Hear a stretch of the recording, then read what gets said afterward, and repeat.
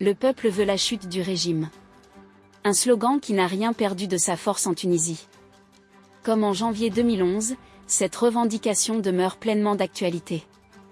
Elle a été scandée, samedi 22 novembre, par des milliers de manifestants rassemblés dans les rues de Tunis. Leur message s'adressait directement au président Kais Saïed, accusé de s'être arrogé les pleins pouvoirs à la faveur d'un coup d'État institutionnel en juillet 2022, 2 ans après son élection. Les participants ont également réclamé la libération des dizaines d'opposants, de journalistes, d'avocats et de travailleurs humanitaires emprisonnés ces dernières années pour des accusations de complot contre le chef de l'État ou en vertu d'un décret-loi sur les fausses informations.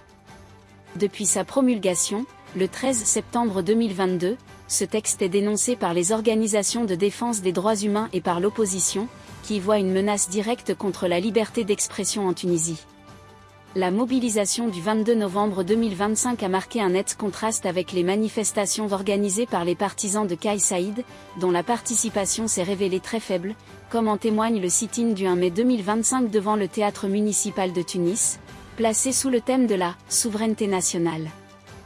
Les autorités tunisiennes ont déployé un important dispositif sécuritaire lors de la marche du 22 novembre, sans pour autant empêcher les protestataires de dénoncer ouvertement l'ingérence du président Saïed dans le fonctionnement du système judiciaire. Ils l'ont également accusé d'instrumentaliser les forces de sécurité pour cibler ses opposants politiques.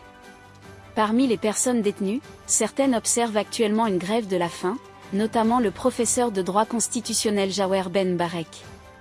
Plusieurs organisations de défense des droits humains s'inquiètent de l'intensification de la répression en Tunisie.